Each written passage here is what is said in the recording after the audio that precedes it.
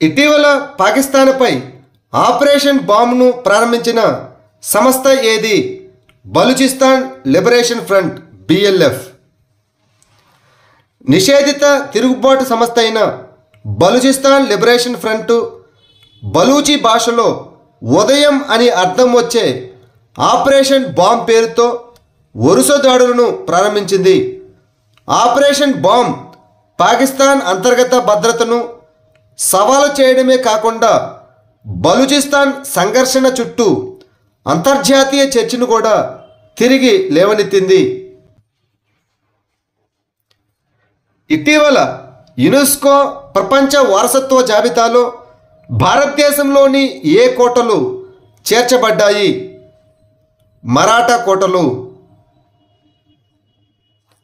మహారాష్ట్ర మరియు తమిళనాడులోని 12 కోటలతో కూడిన భారతదేశంలోని మరాఠా సైనిక దృశ్యాలను జూలై 11న ప్యారిస్లో జరిగిన ఒక సమావేశంలో యునెస్కో ప్రపంచ వారసత్వ జాబితాలో చేర్చారు. 17వ శతాబ్దం నుండి 19వ శతాబ్దం వరకు నిర్మించిన ఈ కోటలు మరాఠా సామ్రాజ్యం యొక్క స్మార్ట్ సైనిక ప్రణాళికను చూపుతాయి.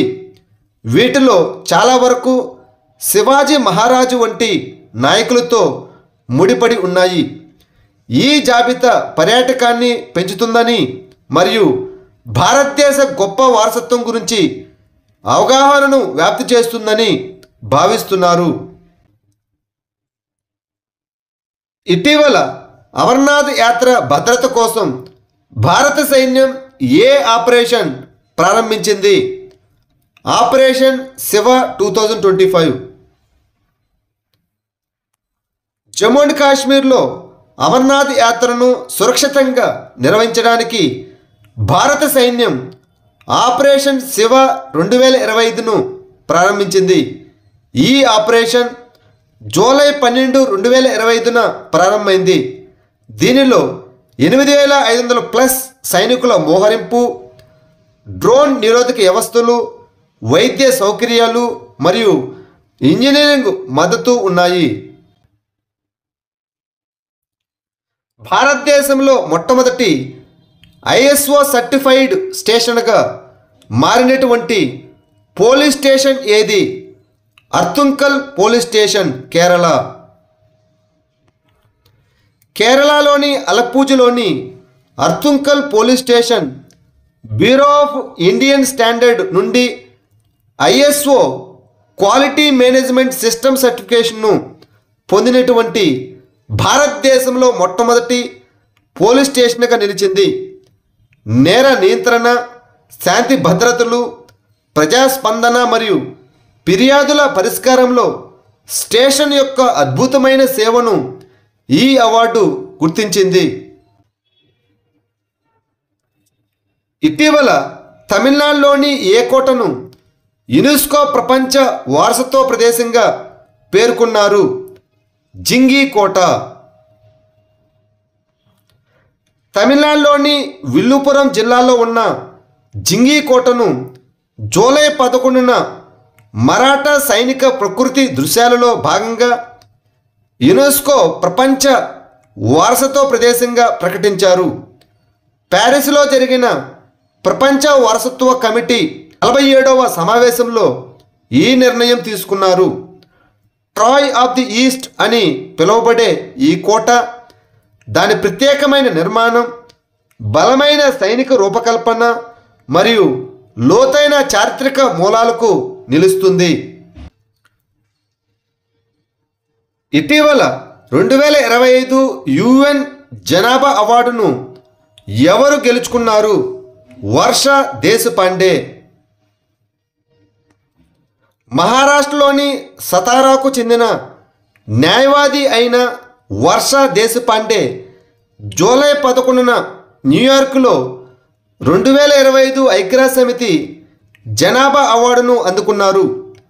లింగ సమానత్వం, ఆడపిల్లలను సంరక్షించడం మరియు దళిత మహిళల సాధికారత కోసం ఆమె చేసిన కృషికి ఆమె దళిత మహిళా వికాస్ మండల కార్యదర్శి, అదేవిధంగా ఆమె స్టింగ్ ఆపరేషన్లు, పీసీపీఎన్డిటి చట్టం కింద పని మరియు చట్టపరమైన సంస్కరణలకు ఆమె ప్రసిద్ధి చెందింది. మొదటి ప్రపంచ మనుస్క్రిప్ట్ హెరిటేజ్ సమావేశాన్ని నిర్వహించనున్న దేశం ఏది? భారతదేశం. భారతదేశం 2025 సెప్టెంబర్ 11 నుండి 13 వరకు న్యూఢిల్లీలోని భారత మండపంలో మొట్టమొదటి ప్రపంచ మనుస్క్రిప్ట్ హెరిటేజ్ సమావేశాన్ని నిర్వహిస్తుందని సాంస్కృతిక మంత్రిత్వ శాఖ ప్రకటించింది. మనుస్క్రిప్ట్ హెరిటేజ్ ద్వారా భారతదేశ విజ్ఞాన వారసత్వాన్ని తిరుగు పొందడం అనే శీర్షికతో జరిగే ఈ కార్యక్రమంలో 500+ మంది ప్రతినిధులు, అరుదైన ప్రదర్శనలు, ప్రత్యక్ష ప్రదర్శనలు మరియు డిజిటలైజేషన్, పరిరక్షణ మరియు ఏఐ ఆర్కైవింగ్పై నిపుణులు చర్చలు ఉంటాయి. ఇటీవల వార్తల్లో కనిపించిన క్యాటాస్ట్రోఫ్ బాండ్ అనగా ఏమిటి? ఇదొక విపత్తులకు గురయ్యే దేశాలు తీసుకున్న రుణం. జూలై 2025లో భారతదేశం విపత్తు ప్రమాద ఫైనాన్సింగ్ మరియు వాతావరణ స్థితిస్థాపకతను మెరుగుపరచడానికి విపత్తు బాండ్లను ఉపయోగించడాన్ని అన్వేషిస్తున్నది. క్యాట్ బాండ్లు బీమా మరియు రుణ లక్షణాలను కలిపే హైబ్రిడ్ ఆర్థిక సాధనాలు. తుఫాన్లు, వరదలు మరియు భూకంపాలు వంటి ప్రకృతి వైపరీత్యాల నుండి వచ్చే నష్టాలను ప్రపంచ పెట్టుబడిదారులకు బదిలీ చేయడానికి ఇవి ప్రభుత్వాలకు సహాయపడతాయి. భారీ పరిశ్రమల మంత్రిత్వ శాఖ ఏ పథకం కింద ఈ ట్రక్కుల కోసం ప్రోత్సాహక పథకాన్ని ప్రారంభించింది? పిఎం ఈ డ్రైవ్ పథకం. ఇటీవల ప్రభుత్వం పిఎం ఈ డ్రైవ్ పథకం కింద ఎలక్ట్రిక్ ట్రక్కుల కోసం మొట్టమొదటి ప్రోత్సాహక పథకాన్ని ప్రారంభించింది. 2070 నాటికి భారతదేశం యొక్క నికర సున్నా ఉద్గారాల లక్ష్యాన్ని సాధించడానికి భారీ పరిశ్రమల మంత్రిత్వ శాఖ ఈ పథకాన్ని ప్రారంభించింది. ఇవి భారతదేశం అంతటా దాదాపు 5600 ఈ ట్రక్కులను మోహరించడం లక్ష్యంగా పెట్టుకుంది. ఇది స్వదేశీ తయారీని ప్రోత్సహిస్తుంది మరియు లాజిస్టిక్స్ ఖర్చులు, అదేవిధంగా కార్బన్ ఉద్గారాలను కూడా తగ్గిస్తుంది. అరుదైన పాక్షికంగా తెల్లగా నవ్వే పావురం ఇటీవల ఏ రాష్ట్రంలో కనిపించింది? తమిళనాడు. తమిళనాడులోని ఈరోడులోని నంబుయూర్ సమీపంలోని నాగమలై కొండ అడవిలో ఇటీవల ఒక అరుదైన పాక్షికంగా తెల్లగా నవ్వే పావురం కనిపించింది. లాఫింగ్ డోవ్ అనేది ఒక చిన్న పావురం. దీనిని చిన్న గోధుమ పావురం, laughing turtle Dove, palm Dove మరియు సెనిగల్ పావురం అని కూడా పిలుస్తారు. ఇది ఆఫ్రికా, మధ్యప్రాచ్యం మరియు భారతదేశం, పాకిస్తాన్ మరియు ఆఫ్ఘనిస్తాన్తో సహా భారత ఉపఖండంలో నివాసం ఉంటుంది. ఇటీవల వార్తల్లో కనిపించిన సీన్ నది ఏ దేశంలో ఉంది? ఫ్రాన్స్. 1923లో మూసివేయబడినప్పటి నుంచి 100 సంవత్సరాలకు పైగా ఈతగాళ్ళు అధికారికంగా ఫ్రాన్స్లోని సీన్ నదికి తిరిగి వచ్చారు. లోయర్ తర్వాత సీన్ నది ఫ్రాన్స్లో 2వ పొడవైనటువంటి నది.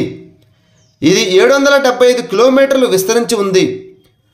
ప్యారిస్ బేసిన్ అని పిలువబడే దాని డ్రైనేజ్ బేసిన్ ఉత్తర ఫ్రాన్స్లో దాదాపు 75,000 చదరపు కిలోమీటర్ల విస్తీర్ణంలో ఉంది. రాష్ట్ర శాస్త్ర సాంకేతిక మండలాలను బలోపేతం చేయడానికి ఒక రోడ్ మ్యాప్ అనే వ్యూహాత్మక నివేదికను ఏ సంస్థ విడుదల చేసింది? నీతి ఆయోగ్. ఇటీవల నీతి ఆయోగ్ భారతదేశంలో వికేంద్రీకృత ఆవిష్కరణలను ప్రోత్సహించడానికి రాష్ట్ర సైన్స్ అండ్ టెక్నాలజీ కౌన్సిల్ను బలోపేతం చేయడానికి ఒక రోడ్ మ్యాప్ అనే వ్యూహాత్మక నివేదికను నీతి ఆయోగ్ విడుదల చేసింది. ఇటీవల USISPF డైరెక్టర్ల బోర్డు మరియు కార్యనిర్వాహక కమిటీకి ఏ పారిశ్రామికవేత్తను నియమించారు? కుమార్ మంగళం బిర్లా. ఆదిత్య బిర్లా గ్రూప్ చైర్మన్ కుమార్ మంగళం బిర్లా ఇటీవల USA India strategic partnership forum డైరెక్టర్ల బోర్డు మరియు ఎగ్జిక్యూటివ్ కమిటీకి నియమితులయ్యారు. ఈ ఫోరం భారతదేశం మరియు యునైటెడ్ స్టేట్స్ ఆఫ్ అమెరికా మధ్య ఆర్థిక వ్యూహాత్మక సంబంధాలను బలోపేతం చేయడానికి, వాణిజ్యం మరియు పెట్టుబడులను పెంచడానికి నియమించారు. పన్నా టైగర్ రిజర్వ్ ఏ రాష్ట్రంలో ఉంది? మధ్యప్రదేశ్. ఇటీవల ఆసియాలోనే అత్యంత వృద్ధ ఏనుగు అయిన వత్సల మధ్యప్రదేశ్లోని పన్నా టైగర్ రిజర్వ్లో 100 సంవత్సరాలకు పైగా వయసులో మరణించింది. పన్నా టైగర్ రిజర్వ్ బుందేల్ఖండ్ ప్రాంతంలోని ఏకైక టైగర్ రిజర్వ్. ఇది ఉత్తర మధ్యప్రదేశ్లోని వింధ్యన్ పర్వత శ్రేణిలో ఉంది. ఇది దక్కన్ ద్వీపకల్ప బయోజియోగ్రాఫిక్ జోన్.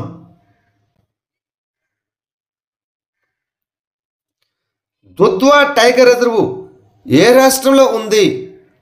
ఉత్తరప్రదేశ్.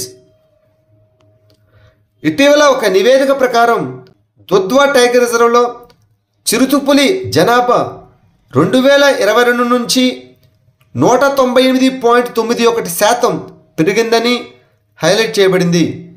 ఈ దుధ్వా టైగర్ రిజర్వ్ ఉత్తరప్రదేశ్లోని లఖీంపూర్ ఖేరి జిల్లాల్లో ఇండో నేపాల్ సరిహద్దులో ఉంది.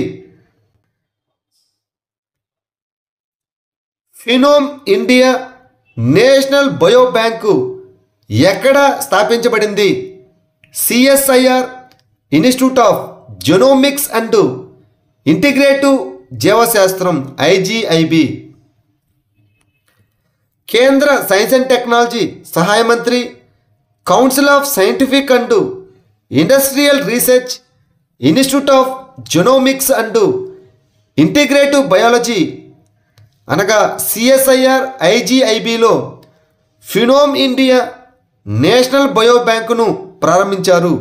ఇది ఫినోమ్ ఇండియా ప్రాజెక్ట్ కింద ప్రారంభించబడింది. బయో బ్యాంకు భారతదేశం అంతటా 10,000 మంది నుండి జన్యు సంబంధమైన జీవనశైలి మరియు క్లినికల్ డేటాను సేకరిస్తుంది.